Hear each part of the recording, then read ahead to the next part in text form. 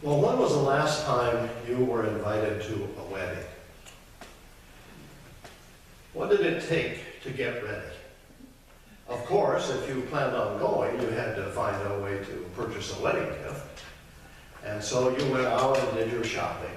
But if you were a part of the wedding party itself, that has a whole different dimension to it, doesn't it? Because now you have to be sure that you wear something that will complement the bride and all of the details that go with that.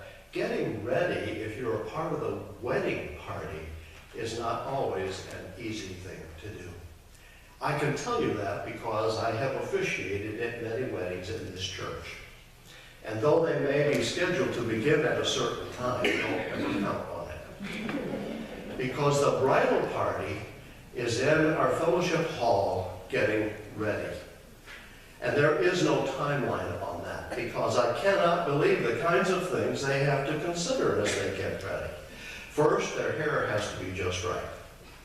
And then they have to get their gowns on. And then. And on it goes until finally I knock on the door and I say, "Is everybody ready? We'll be there in a minute." And so eventually we make our way into the sanctuary to celebrate a very festive and joyful occasion.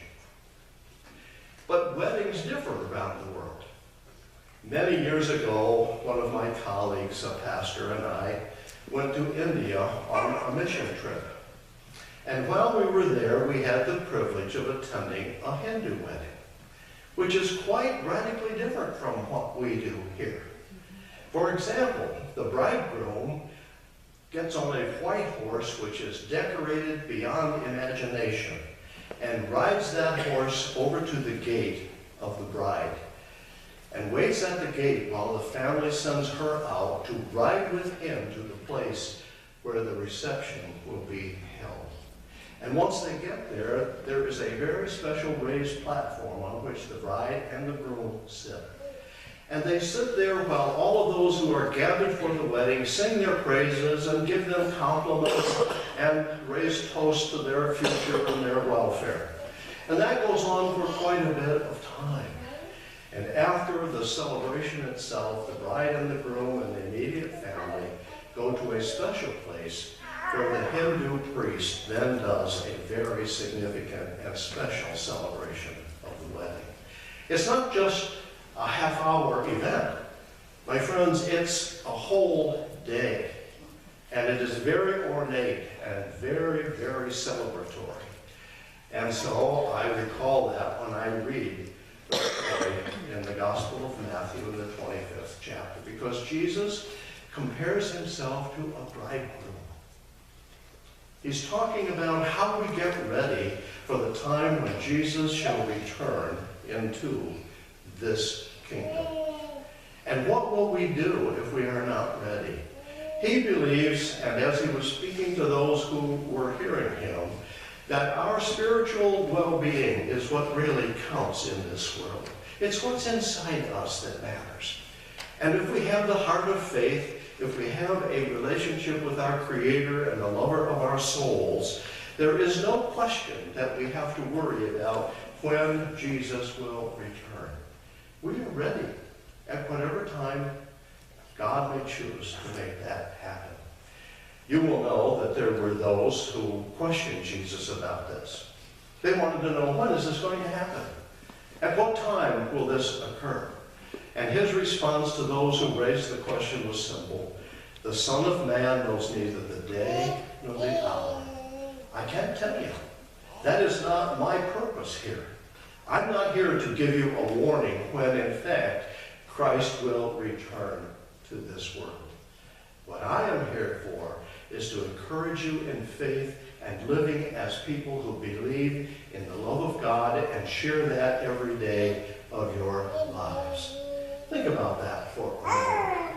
We don't worry very much about the return of Christ, but the real concern that seems to be around us almost every day is doing the work of God. How do we do that? Well, we do that by practicing the kinds of things that Jesus taught. We do that by having compassion and care for one another. We do that by seeking understanding.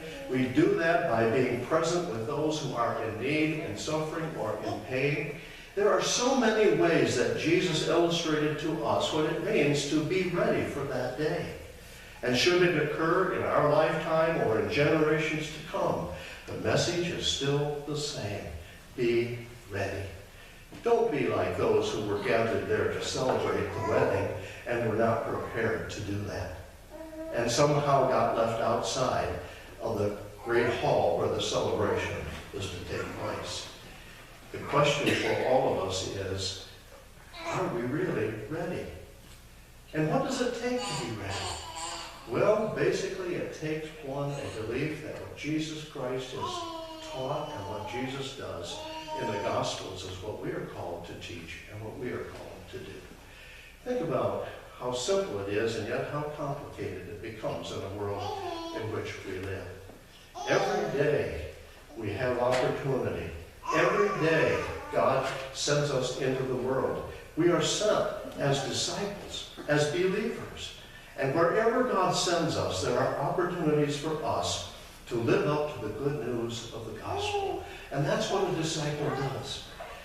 Think about what Jesus said to his disciples when he was talking about the time when he would not be with them physically anymore. He said to them, "You have seen some great things.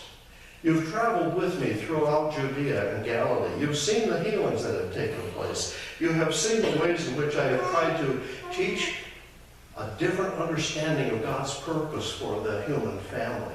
You have been with me. You have seen great things, and you've been a part of that. But when I am gone, greater things will you do." Do you believe that? Greater things will you do? Do you suppose the disciples were a little overwhelmed when they heard that? Here they were with Jesus when he healed the demoniac, or when he met with the woman by the well, or every other situation where Jesus was teaching them about God's purpose for their lives.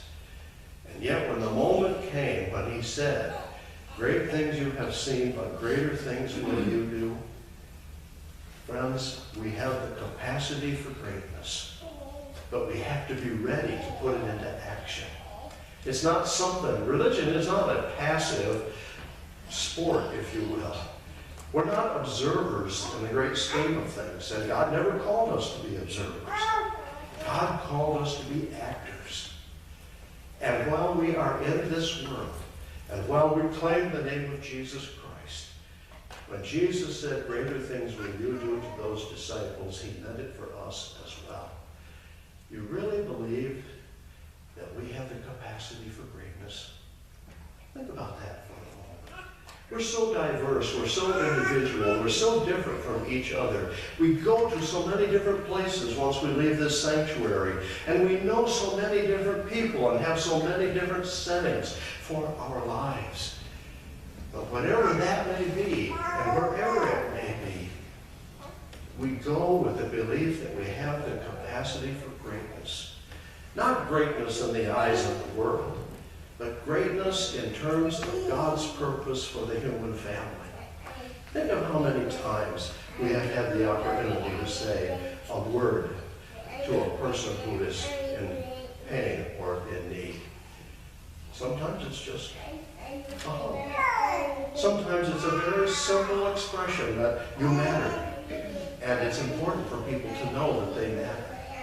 Or when we do our vacation Bible school, or when we work with the young people of this community, how many times do we have the capacity for greatness? And greatness means to rise above the mood of the crowd in such a way that we make a positive impact wherever we are. That's what greatness is all about. To rise above and to make an impact that is for the better or for the good that the world does not understand.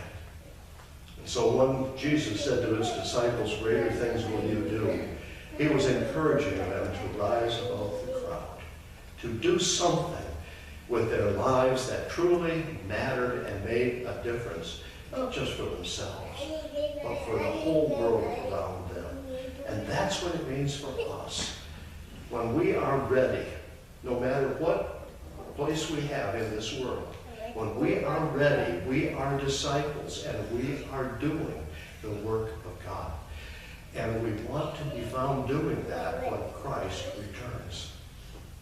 We want Christ to be able to look at us and say, well done, good and faithful servant.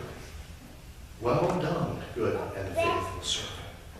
You were doing the will of God. There is no greater challenge for the world in which we live today than to do the will of God. And to be aware that we can rise above and that we have the capacity for greatness. Think about that. Just ponder it for a little while. We have the capacity for greatness. Not as the world knows greatness, but the capacity to rise above, to raise the level of life for people around us in some way. The capacity for greatness has been God-given, and every one of us has it. I remember years ago when I was just a freshman in college, I was rooming in the house of a local pastor. I rented a room there because that's all I could afford. But he had a member of the church, and I think I've shared this with you before, who was bedfast and had been bedfast for many years. He took me with him one day to do a home visit. I expected to see a wrinkled, withered old lady lying in bed waiting for death. What I saw was astounding to me, because here I saw a vital woman who was bedfast, but whose concern was not about her condition, about the circumstances in which she lived, but how could she contact people with a word of cheer or a greeting that would help to make their day a little better. And she had by her bedside all kinds of cards, and her day was spent writing notes to people to make life better for them.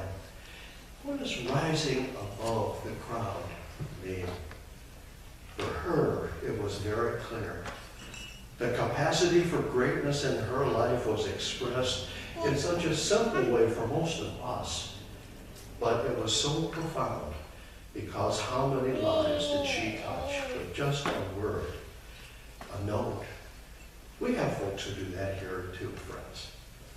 But I will never forget being present with this person, because it reminded me that whatever the circumstance of our life may be, whatever our situation is, we have the capacity for greatness.